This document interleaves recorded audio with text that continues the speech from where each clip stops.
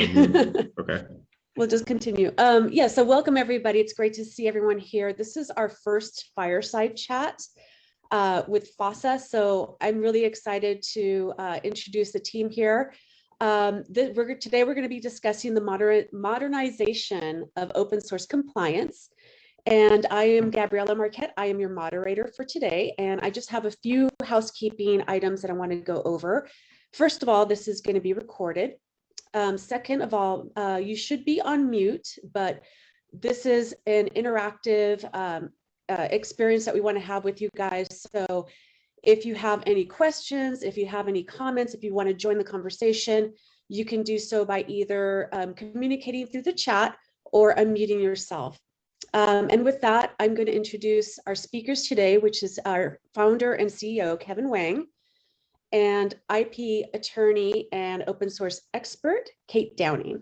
And with that, I'd hand it over to Kevin. Great. Welcome, everybody. It's great to see such a nice, intimate group of folks here. I'm looking forward to this. So I'm really excited to be hosting this discussion with our good friend, Kate. I'm the CEO of FOSSA. My name is Kevin Wang. If you haven't heard of us, FOSSA is an open source management company focused on helping other technology businesses like Uber, Slack, and Nike automate and drive audit-grade open source compliance at scale. So anyways, today's topic is about modernizing open source compliance. So open source compliance is a huge challenge today. And every company right now is producing heaps of technology. It doesn't matter if you're a technology business or not, you're making a lot of software. In this age of the majority of code that we've seen go into modern applications is really not proprietary anymore. It's all coming from open source and third-party repositories. And so developers are using tens of thousands of open source packages every single day, each with their own licensing and attribution requirements. And this creates a lot of work for legal teams to comply with, and it's a big focus for us as a company. And so what we've been seeing inside of the world is every single modern intellectual property team having to adapt and develop a significantly automated and integrated program with their engineering teams to manage and satisfy all of these license obligations while maintaining and supporting development velocity. And as a new challenge, it's becoming a bigger priority, but there's no playbook for doing this. Every company's a little different. There are different technology requirements, expectations of the engineering team, operational requirements. And so that's why I'm so excited to be talking with Kate Downing today. Kate is one of the pioneers in this space around building these compliance programs. She's been doing this for a really, really long time, and she's working with some of the really marquee modern technology businesses that many of us have probably heard about today. So Kate, thank you so much for joining. Thank you. Cool. Awesome. So I guess I'll kick things off just focusing on you, Kate, and starting with your background. So how did you get introduced to open source? It was a total accident. I was really bored during Christmas break in college of my senior year, and one of my roommates happened to have this book on a shelf. It was Lawrence Lessig's Code version 2.0, and I started reading it. And I don't know if you guys know about Lawrence Lessig. He's probably most famous for founding Creative Commons and a set of licenses for copyrighted works to allow them to be easily reused and shared. And his book, it was especially prescient when I look back on it, because it was mainly about, he was writing during a time where there was so much technological change happening, and there was this sort of very strong feeling in Silicon Valley, like, none of the normal rules applied, because in fact, there were very few rules, having to do with the internet, licenses, software. It really was the Wild West. And, he was sort of arguing that, Silicon Valley and tech, really needs to think about how they want to be governed and the rules they want to work by, and to not assume that the vacuum was just going to continue forever. That if they don't come up with rules that work for them and that make sense, they're going to get stuck with rules that don't make any sense. So yeah, that's how I got started into all of this. It was my senior year of college, just a complete accident. And then that sort of was a launch board for everything I did in law school, because from then on I focused on IP and copyrights and patents and copyleft and open source. But yeah, just a random book on a bookshelf. Yeah, it's funny because we've talked to a lot of well-known open source lawyers and open source experts, and a lot of them have this kind of really similar superhero story where they sort of fell into it A lot of things were changing and people were asking questions, and some folks just got really interested in it really early on. And I think one of the parts about this topic area that's exciting for me is it's one of those areas of law where there's still so much innovation happening, and there's still so much creative freedom. And I think back then, and even today, we still have a lot of these really big unanswered questions around how technology should be governed, especially open source and open source licensing. I'm curious on how this interest developed into your career, and I'd love to share with the audience just a bit more about your background and a bit more about what you do today. Yeah, so when I finished law school, I graduated right into the Great Recession. I started writing general counsels across Silicon Valley, offering them my very cheap post-law school services. I was like, hey, I'm cheaper than a law firm, hire me. I can't believe it worked. I did end up getting hired by VMware. I was originally hired as commercial counsel. I handled sort of all the biggest West Coast clients, the banks and the telecoms, and I really liked my boss. And at one point he got transferred over to be head of the product and technology group, and I went with him. So again, another complete accident, and they happened to need people who were doing open source work. And so that's what I started doing there. And so I ended up leading a team of 12 other lawyers at VMware who were all specializing in open source. We grew to a company of 18,000 by the time I left. And so we had a lot of work to be doing. It was also sort of the time before there was a lot of open source automation. So a lot of it was still really being done by hand. And so we really, built out those processes, made them more sophisticated, created a whole bunch of layers on top of what we were already doing, right? Just beyond doing just sort of looking at what the open source was, but, really like building it into the release process, building tools that allowed people to sort of make requests of us as they were working with the release process, right? And really integrating us into the workflow. So that was my experience at VMware, and it was an awesome experience because it was a very sophisticated kind of approach to it. And I went to ServiceNow after that. I became the lead product counsel at ServiceNow, and we built out an open source compliance process there from scratch. There really wasn't anything there at all. It was a little easier actually this time around because we got to use the ServiceNow platform to do it, which is really extensible. It was much faster than, what we were doing at VMware, where people were just doing customized coding in order to make these tools work. So it was my first kind of glimpse into like what automation might look like, what good automation looks like. Yeah, and then after that, I started my own firm in 2017, and I do specialize in helping companies do open source compliance specifically. How to build up processes that work for them for day to day. Some of those folks, also occasionally email me with random things that are problems or issues or they don't know, but mostly it's building up processes, right, and helping people sort of figure out how to build this into their lives and get it to the point where it's more or less set it and forget it. And so I work really closely with HashiCorp, Auth0, Good Data, Calibra, Illumio, Sysdig, starting to work with Squarespace to really help them, get going from the bottom up. I'm also a board member for Polyform, so it's an organization that works on creating a standardized set of source available licenses. I'm also a member of Blue Oak. It's a group of lawyers who are trying to create a lot of free materials related to open source that small companies and individual developers can use to help them understand what they need to do. Yeah. Done everything. I think that's such a cool story because VMware was really one of these companies that was on the forefront, or the first set of companies that really had to take this seriously, like super seriously. And since then, a lot of stuff has changed, and a lot of software development processes have changed. And I've also just seen that like the social and cultural rules around how code should be used and what developers find are acceptable or unacceptable has evolved a lot. And a big difference between open source and other kinds of licenses out there is the crowd kind of dictates a lot of the rules. It's not one single governing body, and staying on top of those changes are really interesting. I think that's exactly right. There's so little case law in the United States on copyleft licenses, right, or open source licenses. Almost everything we do is, it's a mixture between an interpretation of what the license asks for, and then, sort of looking at what are the license stewards saying about this, what are the big like open source foundations saying about this, what is community practice, and sort of trying to navigate between these kind of various pools to get to something where we think, we're meeting both the letter of the license, but also the spirit of the license. And obviously that spirit of the license very much has changed over the years, right? As community norms have shifted and the technology which enables this stuff has shifted as well. Yeah.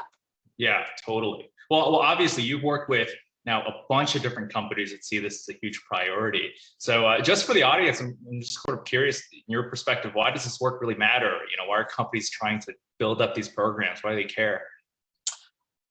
Well, I would say that, I think fundamentally the reason people get interested in this, or the reason why people decide, it's finally time to do this, they turn their attention to it. Mostly there's a trigger, right? It's somebody who's, getting ready, they know that they're going to have to give this information to somebody, right? Whether or not that's a customer who demands a bill of materials, or it's, let's say a distribution channel. And in order to participate in the distribution channel, you have to tell people what's in your software, right? Or it's preparation for M&A or a funding round.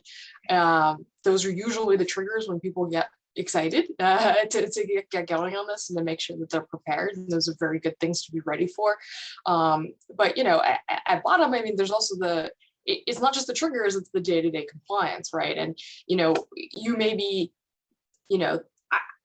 obviously, if you don't comply with an open source license, right, you could potentially be facing copyright infringement claims, you could be facing patent infringement claims, right?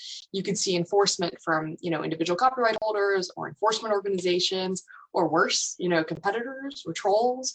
And all those things, they're worthy considerations, but in my practice, generally, I think for most of the clients that I work with, actually the number one consideration is just reputational, right? It's so hard to hire engineers and it's so hard to hire good engineers, right? That like you do not want a reputation of just, being somebody who flouts the open source community, right? Because that's a huge pool of people that you're trying to poach, right?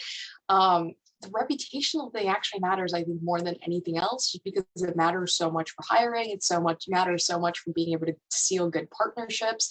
It is the thing that I sort of tell people that, this is the thing that you should really focus on, because what you don't want is to end up on the front page of Hacker News for this. Yeah, totally.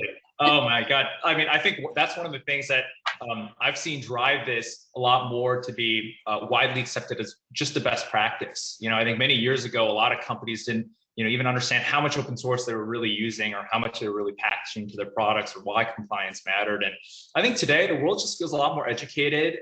When we talk to customers, people tend to get it. They've already had internal discussions about this. They're already trying to figure out their policies and asking, these initial questions. And those discussions aren't just happening inside of one group. They're happening across engineering, across compliance, across security, a bunch of different groups. You've been working on this for a while. I'm curious if you've seen a similar shift across the industry or the companies that you work with. Yeah, I think, you definitely, I will say that when I started out my career, I think and particularly with VMware, where our engineers were sort of a little bit older, right? We really had people who were, people who originally worked on mainframes, right? We still had a lot of those people around. Back then, a lot of it was actually engineering driven, right? Because a lot of engineers were really into, open source licenses. They were really into like the GPL. They were into Linux, right? They were very like clued into these communities. And they, for them, this compliance was like really ideological, right? Like they wanted to participate in this community. They wanted to be fair players, and they were trying to figure out how to do it.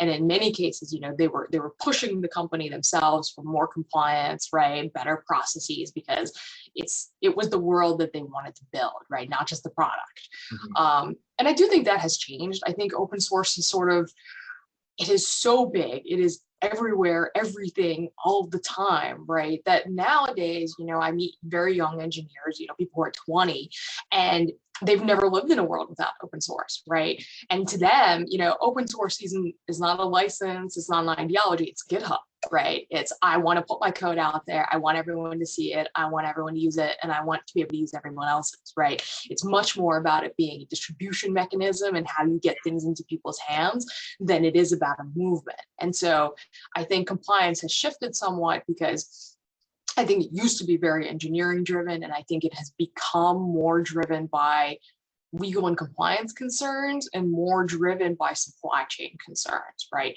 People are more likely to comply because they realize, oh, our code is going, into this product, or, either it's a piece of hardware or it's a bigger piece of software, and wherever it's going, those people are making demands, right, of their upstream code.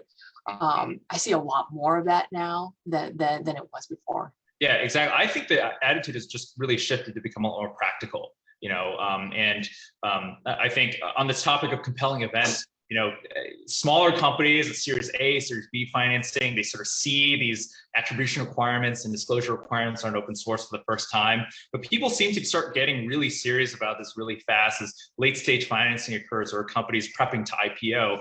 And it's not just like, hey, there's this huge compelling event happening, we have to do compliance because we're about to go public. But we typically see this like rising tide of priorities as companies start to mature. So, the sales team starts asking to provide a bill of materials because they have to sign this deal and they need to provide a list of open source they're using. Or the product team is now trying to embed the attribution notices inside the product somewhere, and they're asking about that too. And then, the company starts participating in both sides of these M&A conversations. And so it's almost that all these different parts of the business are now exposed to this topic of what third-party software we're using, are we complying with license obligations, all these other things. And it's become more of a almost rising tide of just practical needs across the business over an ideology of, does this line in GPL mean this thing? And does this attribution, notice look this way too?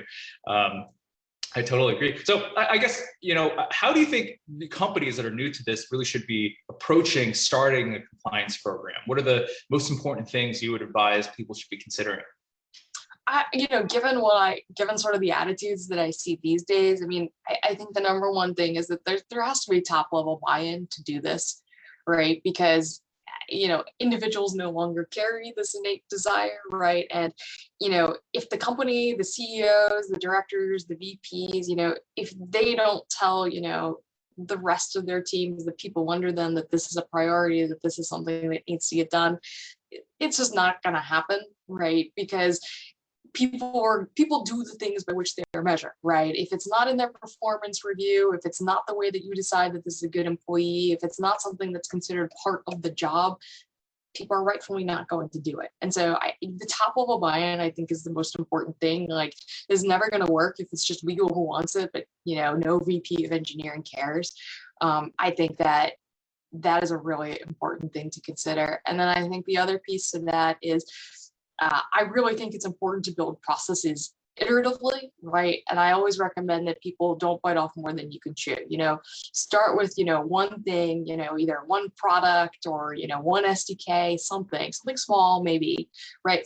Do it, right? Do it from beginning to end, right? Do your scanning, fix your open source issues, create a report, your build materials, right? Embed it in the product and see how that process worked. See who took responsibility for what, and then tweak that process and then try again, and keep doing it product after product after product. If you try to do absolutely everything at the company at once, it doesn't give you a chance to improve your processes. You won't iterate. You will just probably hit red blocks. Yeah, usually we see, I totally agree with this iterative process. We see it as kind of a really great way to actually start shepherding buy-in and getting people involved, just running the experiment of trying something out on a smaller scale first. And on the topic of buy-in, the compelling events, I think, definitely help those sorts of discussions.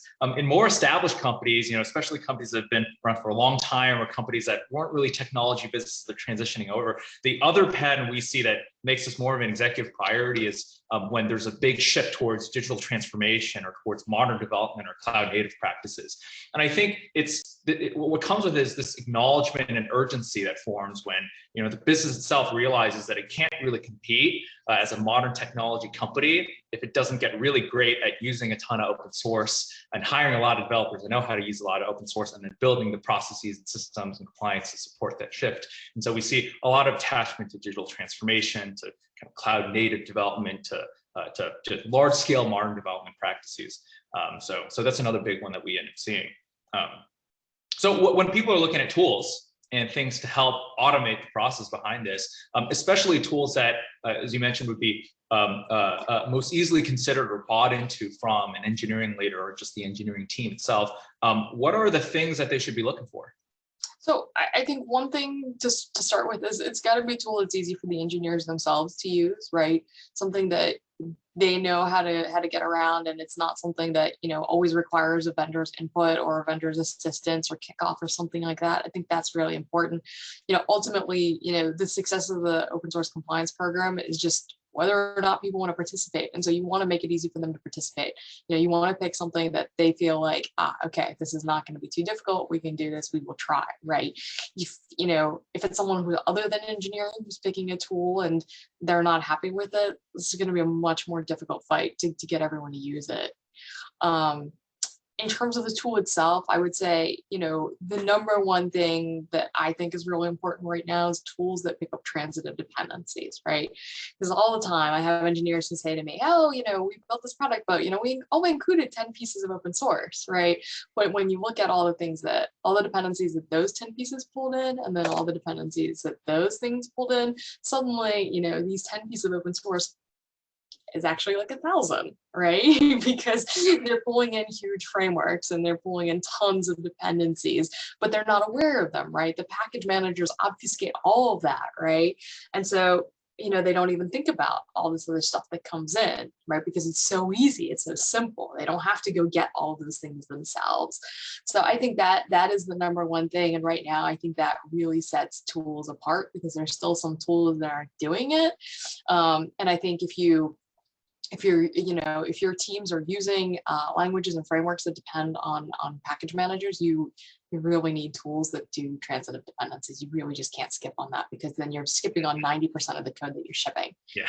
And then, you know, the other pieces I think for me is, it's, you know, there's tools that sort of work two different ways. So there's tools that, you know, they look at an open source package and they can tell, you know, doing hash comparisons what it is, and they'll tell you something like, oh, you know, our database says that this is under like Apache 2.0. And that's helpful to an extent, but those kind of tools don't look at the source files. And so they'll tell you, in our database, you know, we have that the copying that txt file says Apache.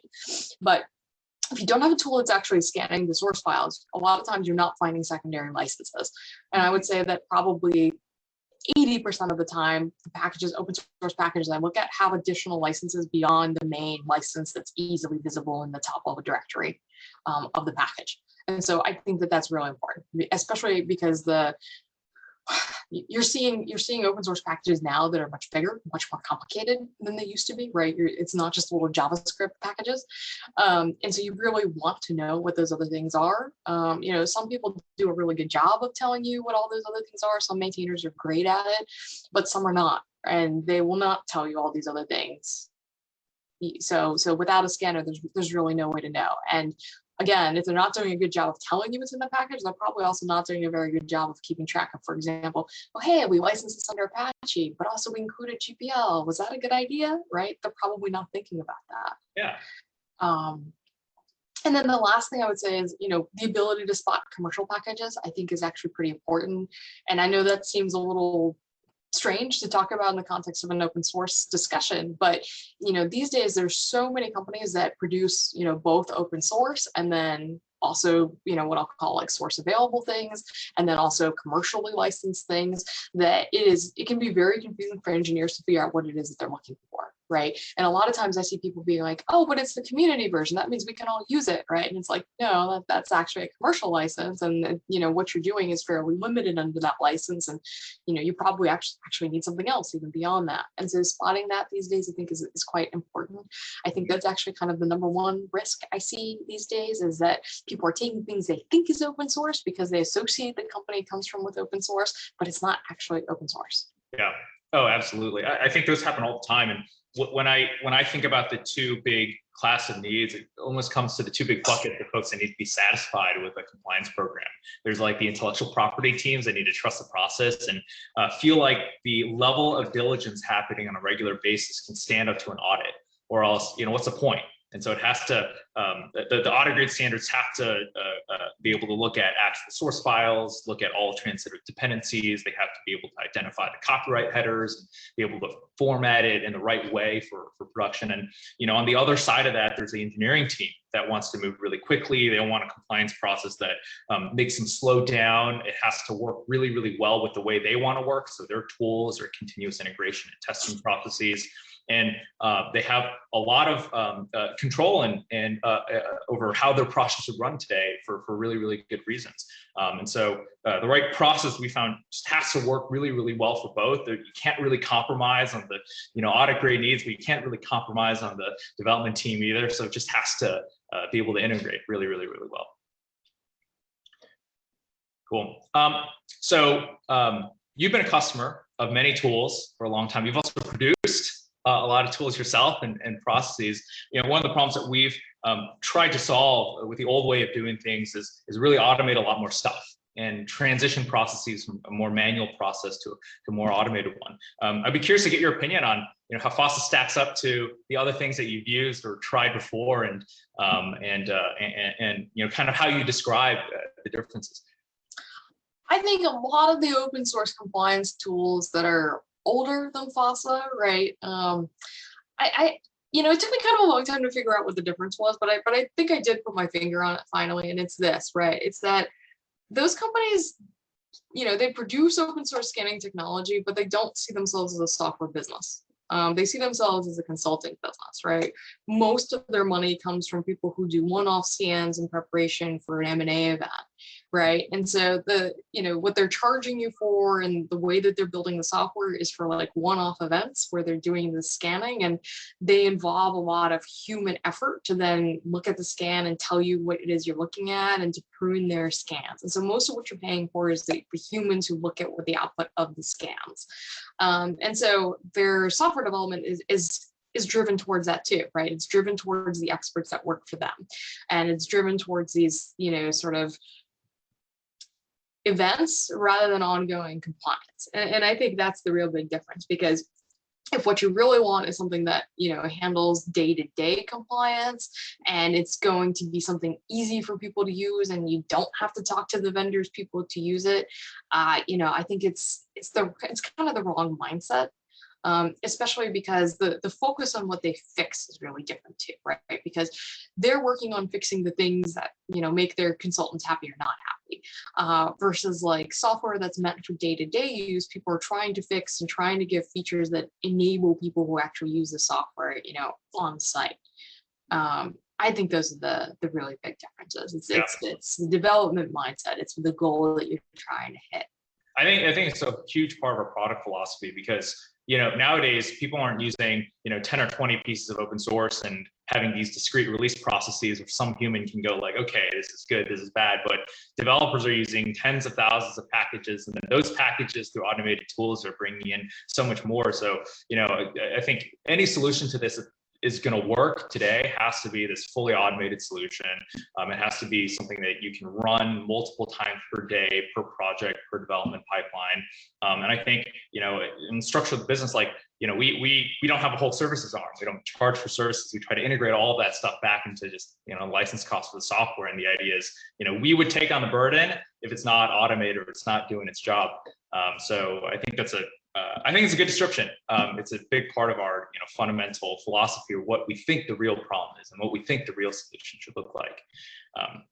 After somebody chooses a tool, installs it, starts rolling it out, now what? Like, what do they need to do or pay attention to? So I think there's sort of two pieces. So I think the one piece is a little more technical. So let's say you get some sort of scan from any technology you use, right? Whether it's FOSSA or it's Black Duck or anything else, right? From a technical standpoint, you need to understand what you're looking at, right? Because, let's say something comes up and it's, let's say it's under AGPL or something like that. The technical questions around that matter. So for example, this thing, is this even going into the product, or is it used, you know, during build or during testing, right? Because many tools can show up those other things that are used but don't end up in the product, right? So this is a technical question, right? Sometimes, you know, the license that may be problematic is maybe only problematic with respect to a certain portion of the package, right? So sometimes you'll see, you know, let's say like a Creative Commons non-commercial license, but it's only for the logo, you know, of the project. It's not for the software itself, right? And then again, you know, because licenses kind of, you know, we talked about secondary licenses, right, and the need for scanning source code. So sometimes what you'll see is that, you know, that secondary license, you know, that may be problematic in some way for you, you know, it really only applies to a piece of the package itself. And you realize, oh, hey, like, we don't actually need this. We don't need to ship this. We can take this out, and the rest of the stuff is still good, right? So these are technical questions that you need a technical partner to help you answer when you're looking at those results and trying to figure out whether something really is a problem for you and something you need to do something about it. There's also sort of the legal / compliance standpoint of this, which is really like, you know, let's say you do figure out like, okay, yes, this is really going into the product, like this is a real issue for us, for, you know, because this is really, you know, we really do ship this, or it really doesn't get included somewhere it should be getting included. Then the next question is about like risk, right? And that risk calculation, it, you know, it is one that usually someone in compliance or legal will be making, right? Because it's a question of, well, what kind of product is this, right? Do we actually distribute this, or is this SaaS, right? Is this even, you know, could be infrastructure for SaaS? So your risk will be different depending on what it is, right? What language is this written in? That may have an impact on what you're doing. How many customers are even getting this thing, right? Like if this is something that's like a deprecated thing that maybe only 2 of your customers are getting, there's sort of one risk profile, right? And if it's, you know, something you're putting in your flagship product and you expect millions of customers are going to get it, right? For example, that's an entirely different risk profile.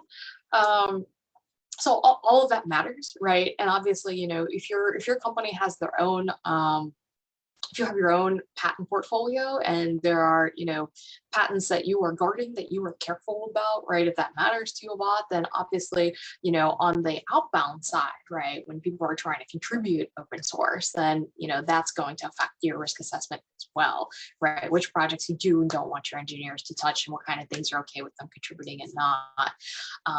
So there's those two pieces, right? You need sort of engineering assessment, and then you need legal assessment, right? The tool, you know, it helps give you information, but without these two sort of roles working on the output, you're really not going to get quite far.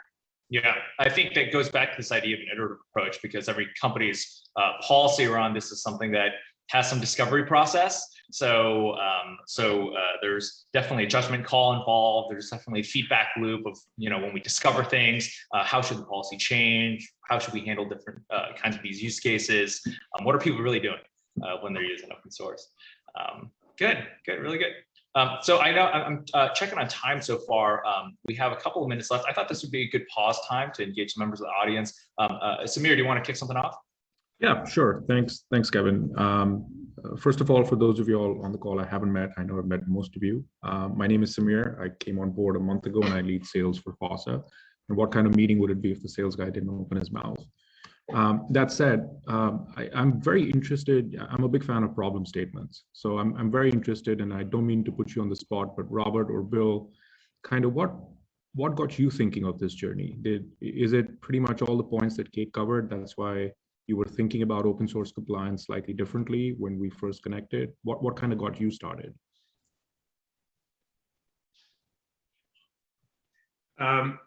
So for me, you know, for us at Shopify, it's, you know, we had done some work in the past as somebody else was sort of leading that effort. And then what really got us thinking about it more seriously was just our sheer growth, right? Like we're growing by leaps and bounds, and you know, and we're putting out, we're using so much more open source now that it's, you know, it's something that, you know, we decided to be more serious about. And so that's how it came about for us. And is there FOSSA related or not, doesn't matter at this stage, but were there features that you consciously went out looking for or was it a search that you kind of initiated and just wanted to check out what's available in the marketplace? Yeah, I think automation was really like the one piece that we wanted to look at specifically. What could we do behind the scenes? What could we automate? What could we sort of integrate within our development pipelines, in a way that would fit with our culture internally. And that, that's something that's been mentioned already, like, thinking about, what you can automate without, impacting development velocity. And so this was like near and dear to our heart. And so that's why we sort of look at our options and looking at tools that were out there, including FOSSA, to see what could be done. And that's where we are today. Okay. And Bill, Roger, Renee, Grace, any of you, just a similar question is, was there a certain capability that you wanted really bad that kind of prompted you to go out looking for certain features and tools? Have you done this in the past? Is this kind of second go around, or how are you thinking about it in your organizations? I'm happy for anyone to take that question.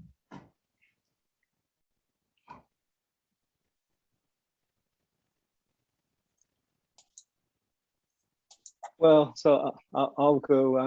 I'm from Data Robot, and I just joined about 2 months ago, and I'm finding out that the process is not very comprehensive, and we're just trying to be serious about open source. And I'm still in search of. I'm not a FOSSA customer yet. We're still looking. We use some other existing vendor currently, but obviously I'm looking for something that I can use.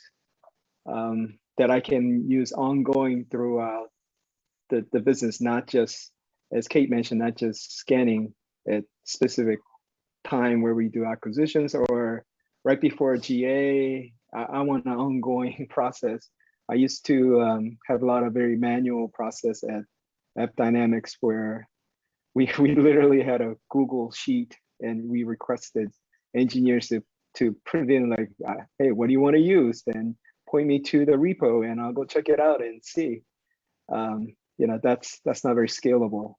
So yeah, I'm looking for something that obviously that automates a lot of my tasks, that can identify the license accurately from the repos, and then provide some measure of ability to do some review and decision making right in the tool, and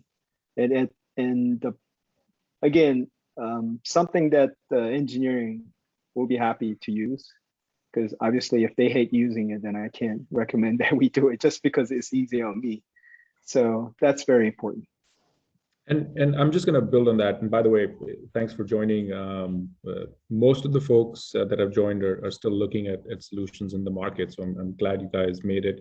But just to build on that, and I come from Automation Anywhere, where I spent about 3.5 years. So I'm intimately familiar with Data Robot. We had a great partnership with Data Robot. From an engineering perspective, you bring up a good point, right? If the engineers don't like the tool or it's not easy for them to use, it's almost a non-starter.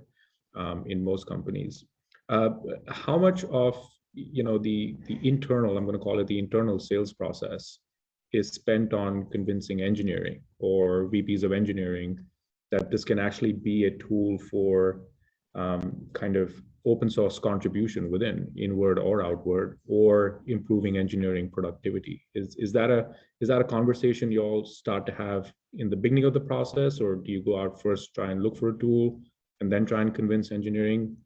How does that work internally? I mean, for me, I definitely start with engineering. I have some ideas of what vendors are out there, but I want to have that conversation internally, because it's, for me, it's all this relationship I build internally, like with engineering and with product. So it's all about being transparent and working with them early on, bring them in early, not going after doing my research and bring in the potential, here's some solution, let's go talk about it. And I don't want it to be, oh, you didn't even include me in the decision process, but these are the ones we should go look at. So I don't want that. So for me, because engineering and product, they're my customer, they're my client.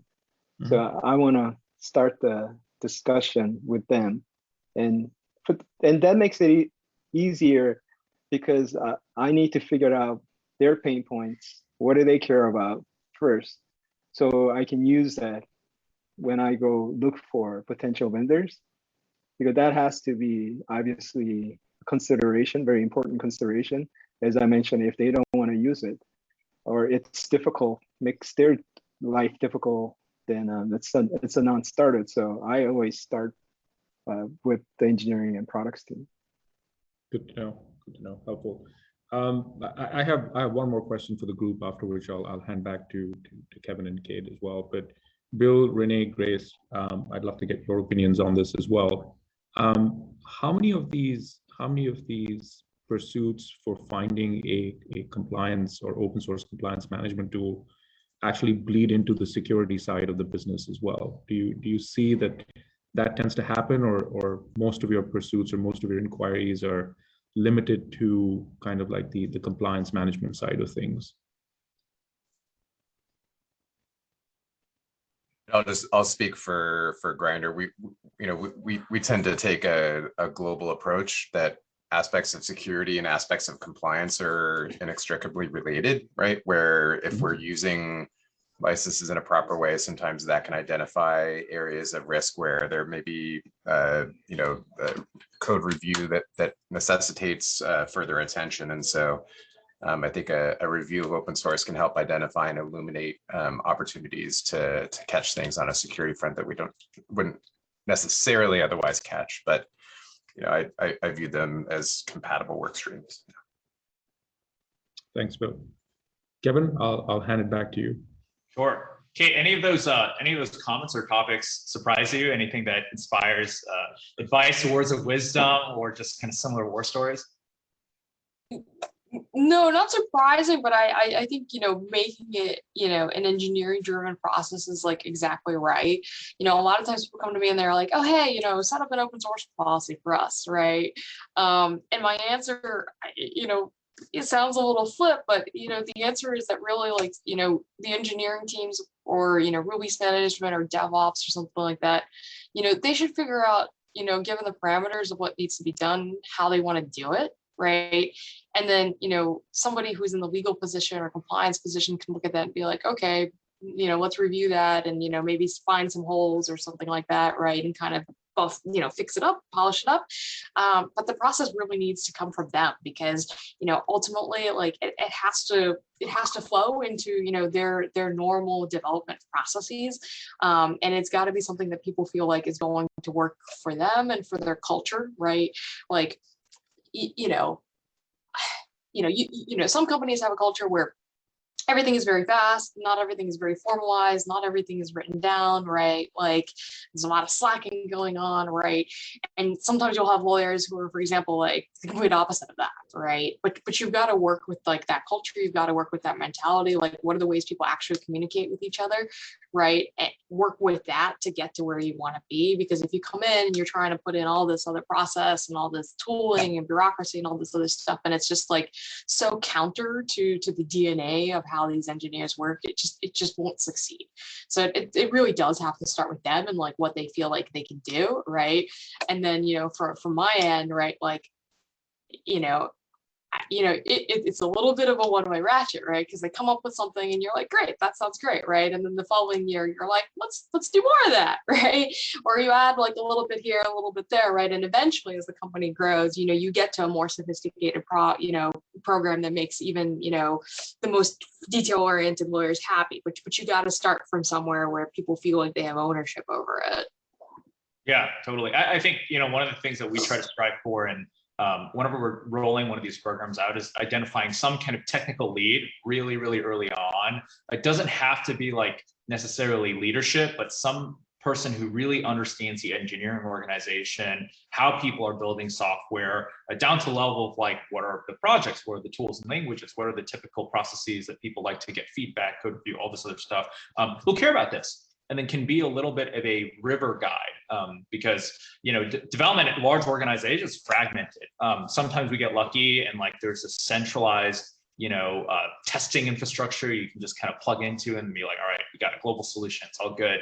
But more often than not, especially if a company like one of our customers, Verizon, has really grown through acquisition, you kind of inherit all of these different development processes that are sort of scattered across different parts of the business. And so I find finding a technical lead early on who can river guide the mapping of the organization has just been super, super instrumental, and something I would strongly recommend to anybody trying to solve this problem. Yeah, I would echo that, because a lot of, I mean, there's also, I see companies all the time who are like, oh, we're going to make every team, figure out how to do FOSSA for itself, because that's how we do everything else, right? Or even every division. And then the problem becomes, like, for somebody who's in a role like me, for example, where I'm trying to explain to somebody, why they shouldn't include a GPL in their SDK, right? The problem is, like, you usually have one or two people who are doing lawyery, compliancy things, and you have dozens, hundreds, thousands of engineers, right?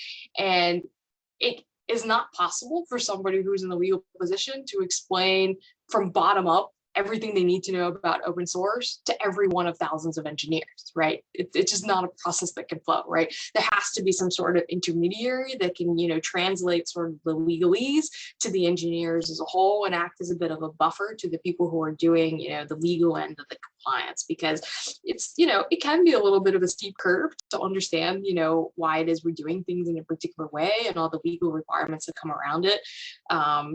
And I think it is extraordinarily helpful to have someone technical who sort of speaks the legalese and can explain that to everybody else as well. Yeah, I totally agree. We have, by the way, about 10 minutes left. I had the sort of more fun question I wanted to end on, but I do want to open up an opportunity just for any other questions from the group or the audience here. So I guess we'll take a second if somebody has a topic or a question or anything that they want to bring up.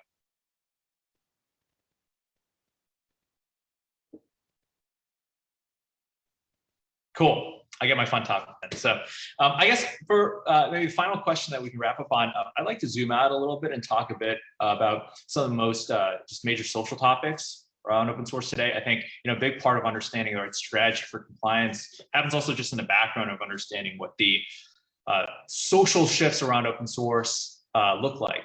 So I guess maybe a prompt for you, Kate, is what you feel like one of the biggest background challenges around the open source community is today, and maybe how that might impact our interpretation of licenses policy and what the social pressure looks like.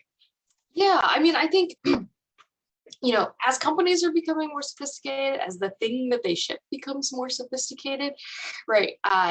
Because people are not just shipping iOS apps anymore, right? They're shipping, Kubernetes orchestrated series of Docker containers, right? But the thing that they are shipping is so complicated and has so much open source in it. As that grows, people are becoming more sophisticated about the processes. They're becoming more aware of the processes, right? There is there's a greater need, there's a greater desire to really do the open source compliance, but it ultimately starts at the very top, right? It ultimately starts with the open source libraries and dependencies that you're taking. And we started this conversation with me talking about, for example, secondary licenses and projects, and how a lot of developers or open source developers, project managers, don't really know how to deal with that, like may not be doing that correctly, right? And even more to the point, don't want to. Right. A lot of open source projects are they're people's hobbies. They're things that they do as a passion, and they do it because they love it. Right. Eventually, if they succeed, they grow into something bigger, right? Something that's taken over by, an entire community or a foundation, right? Or even a corporation, right? But the vast majority of things out there are still started by and still managed by individuals. And I think we need to understand that there's this thing happening where, we want them to tell us what's in the code. We want them to do the open source compliance. We want them to make our lives easier, but it's like the last thing they're thinking about, right? Because they don't care, right? They're doing this as a hobby. They're doing this for fun, and they don't want to do the legalese. They don't want to do the compliance stuff. And so I think there is a tension there. And I think we have to find a way to solve that tension. I mean, there's sort of, I think there's sort of two ways to do it, right? I think one of which is to make, the tooling that makes this compliance for the upstream project super easy, right? And I think FOSSA, for example, goes a really long way to do that, because you can just point FOSSA at a GitHub repo and it tells you everything in it. And it's very simple. And it's very easy to use, even if you're not doing much more than that with it. So I think that's one thing, right? I think giving even individual developers really good sophisticated tools that make this part of their, of the project easy, I think is really important.